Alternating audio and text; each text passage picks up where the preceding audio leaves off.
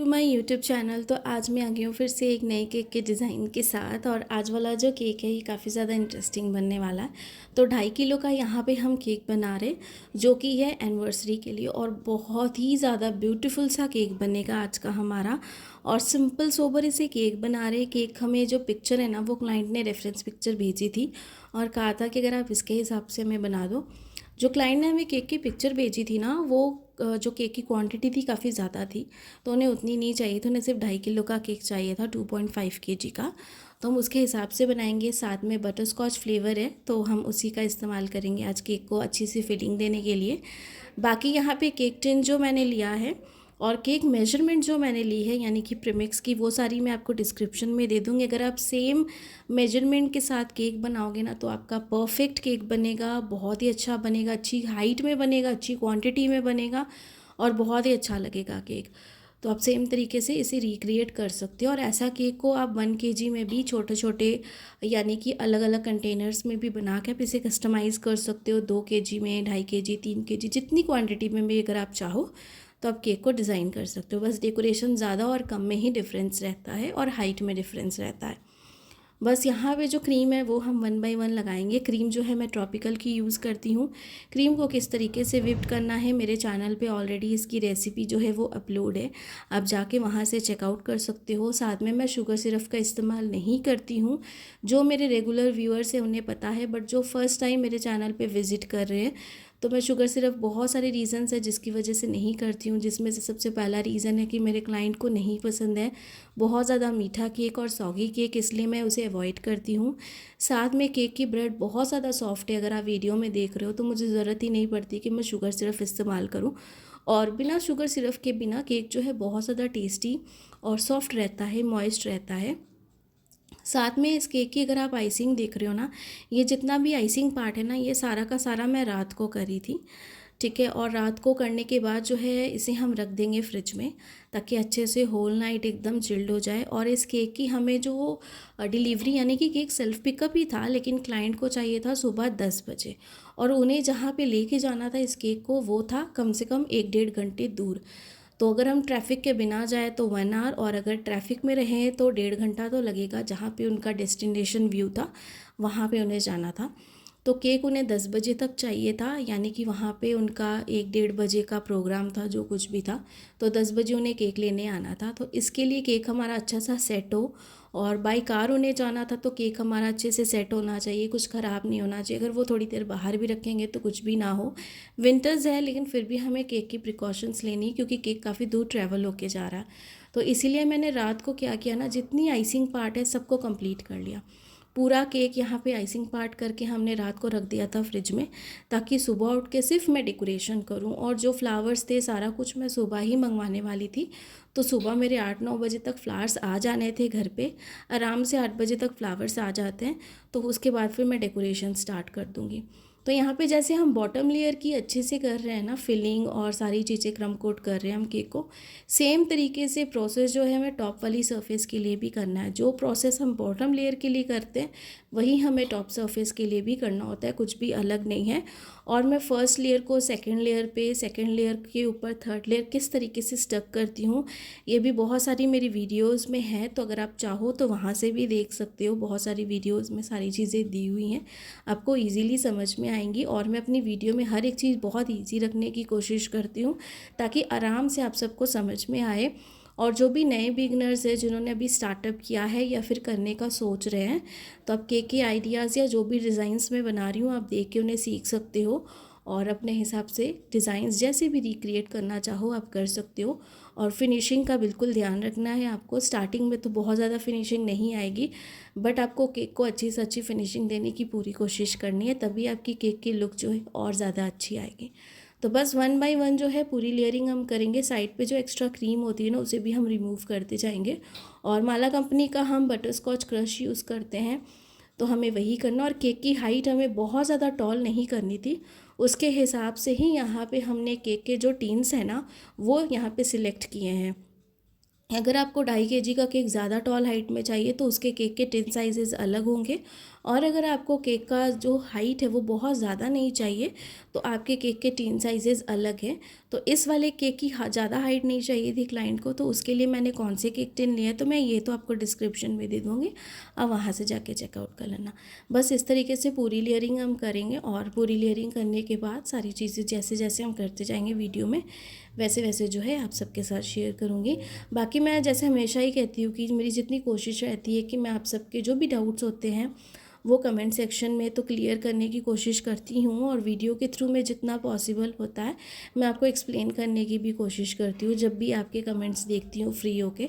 और साथ में मैं जल्दी प्रीमिक्स की रेसिपी लेके आऊँगी, मेरे माइंड में है, जिसमें आपने मुझे कहा है कि कप मेजरमेंट को लेके थोड़ा सा कन्फ्यूजन है तो मैं वो भी क्लियर करूँगी। और अभी ना ग्राम वाले जो कप्स हैं ना वो नहीं आ रहे हैं जो मेरे पास थे। मैंने मार्केट में बहुत सारे देखे बट नहीं मिले। मैंने सोचा कि मैं भी अपने कप्स को चेंज करूँ थोड़ा, जो मेरे पास पुराने वाले हैं, लेकिन वो भी मार्केट में अवेलेबल नहीं। अभी ml वाले कप्स ज़्यादा आ रहे हैं, तो मेरे पास जो ग्राम्स वाले कप है मैं उनके साथ ही आपको दिखा दूँगी। बाकी अगर आपके पास विंग मशीन है तो आप उसके साथ भी कर सकते हो आराम से।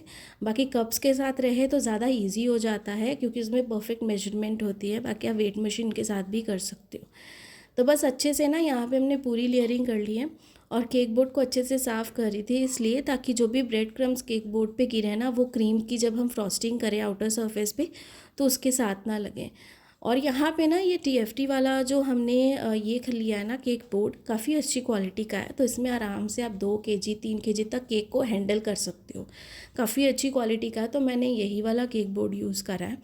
अगर आप देखो ये वाला केक बोर्ड तो इसके ना कॉर्नर्स पे बहुत अच्छी खासी स्पेस बच जाती है, तो इसको ना पकड़ने में हैंडल करने में भी इजी होता है। अगर यही हम राउंड शेप में बनाए ना तो स्पेस थोड़ी सी कम हो जाती है क्योंकि वो पूरा राउंड शेप में होता है, तो एक्स्ट्रा पार्ट जो उसके कॉर्नर्स का रहता है ना वो नहीं बचता है, लेकिन ऐसे वाले केक्स में रहता है, सॉरी जो बोर्ड है उसमें रहता है। बाकी यहाँ पे हम पिंक कलर के साथ फ्रॉस्टिंग कर रहे हैं केक की, और यहाँ पे ना हम पिंक कलर के 2 इफ़ेक्ट देंगे। पूरे केक को हम लाइट पिंक शेड के साथ कवर करेंगे क्रीम के साथ, और इसके बॉटम लेयर पे हम थोड़ा सा 1 टोन ज़्यादा डार्क करके हम पिंक कलर यूज़ करेंगे और उसके साथ दोनों को अच्छे से हम मिक्स कर देंगे और स्क्रैपर के साथ फिर से हम अच्छी सी फिनिशिंग लुक देंगे।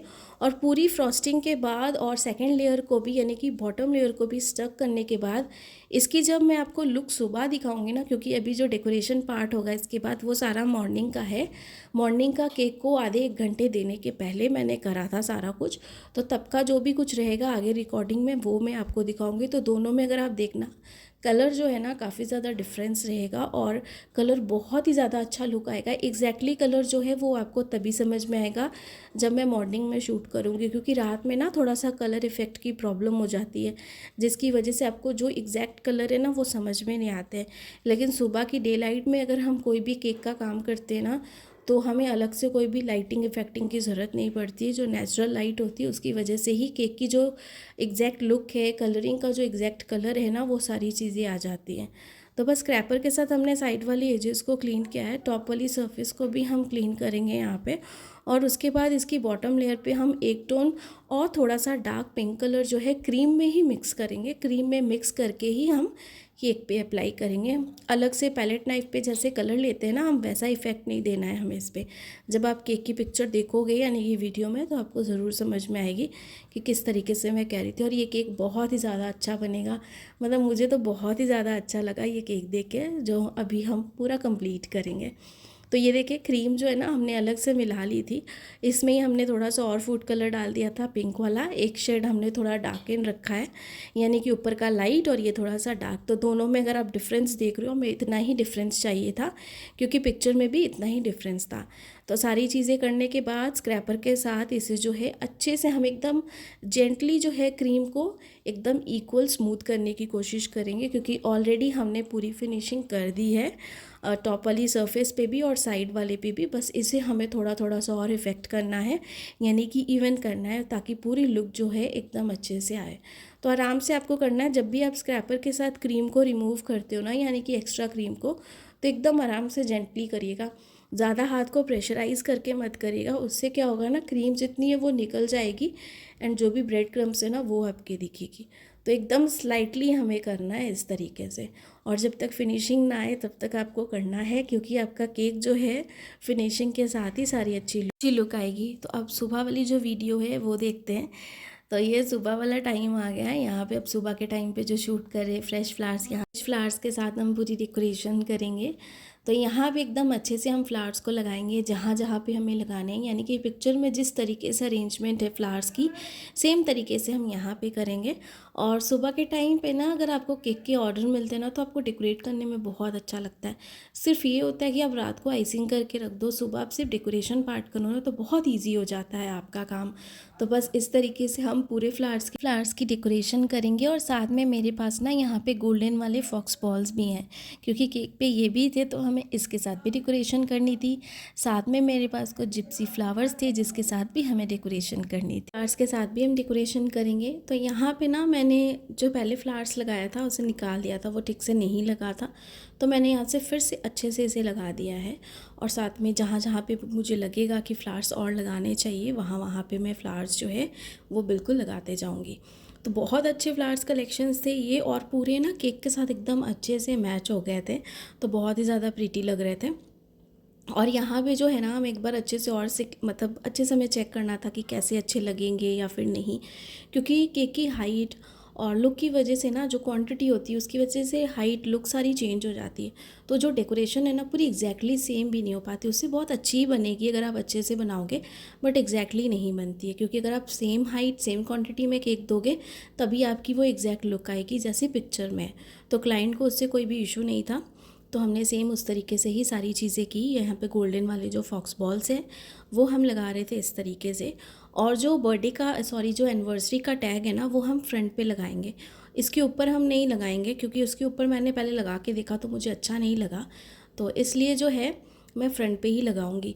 पहले मैंने सोचा कि इसे ऊपर लगाते तो अच्छा लगेगा, बट ये मुझे सामने ही अच्छा लग रहा था। कुछ मेरे पास ये एरिकल वाले टॉपर थे जिसमें लीप्स बने हैं, ये इस तरीके से इसे हम यहाँ पे लगा देंगे। और एक मैं देखूँगी अगर मुझे अच्छा लगेगा तो मैं लगाऊँगी, अदरवाइज़ मैं नहीं लगाऊँगी। और जिप्सी फ्लावर्स को भी कुछ मैंने रख लिया था, और उन्हें भी सेम तरीके से ही हम डेकोरेट करेंगे यहाँ पे। तो इसे मैं अच्छे से पहले देख रही थी, अगर ये अच्छा लगेगा तो मैं लगाऊंगी, नहीं तो नहीं, जैसे मैंने कहा। तो वहाँ पे जो है बाकी चीज़ों के साथ हम अच्छे से सारी चीज़ें डेकोरेट कर देंगे। जिप्सी फ्लावर्स दो तरह के आते हैं, एक लोकल जिप्सी आती है और एक बेंगलोर आती है। जो बेंगलोर जिप्सी होती है वो थोड़ी सी कॉस्टली होती है इसकी वजह से। और साथ में जो है ना ये कि सेल्फ़ पिकअप तो था ही, पूरी डेकोरेशन और सारी चीज़ों के साथ जो प्राइस है वो मैं आपको बता दूंगी कि मैंने कितना लिया है। और ये वाले जिप्सी फ्लावर्स बहुत ही ज़्यादा अच्छे लग रहे थे, और इनके साथ ना मैं अच्छे से आराम से पूरी केक की लुक जो है वो कंप्लीट कर दूँगी। यहाँ पे मैंने सोचा इसे लीव्स को यहाँ लगाऊं, बस मैं यही सारी चीज़ें करी थी कि कहाँ पे ज़्यादा चीज़ें अच्छी लगेंगी केक को डेकोरेट करने में। तो बस इस तरीके से सारी चीज़ें करने के बाद ये पूरा हमारा केक कंप्लीट था। इस तरीके से पूरी लुक इसकी चेंज कर दी हमने, और यहाँ पे फ्रंट पे हमने लगा दिया था ये एनिवर्सरी का टैग, और साथ में सेल्फ पिकअप केक था। रात भर एकदम अच्छे से चिल्ड था, तो केक बहुत अच्छे से सेट था। और इस पूरे केक का प्राइस जो था ये मैंने लिया था 1800। आप अपनी जगह के हिसाब से ज़्यादा कम जैसा है वैसा चार्ज कर सकते हो।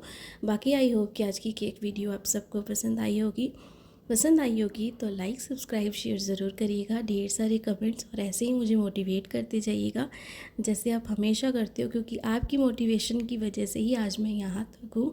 और मैं चाहती हूँ और भी मेरे बहुत सारे सब्सक्राइबर्स हों जो मेरे केक डिज़ाइंस को देखें और आपकी तरह ही मुझे मोटिवेट करें, और उनके लिए मैं ऐसे ही नए नए वीडियोज़ जो है वो डेली लेके आऊँ, ताकि आप सब भी सेम डिज़ाइंस को अपने हिसाब से बना सकते हो। Thanks for watching.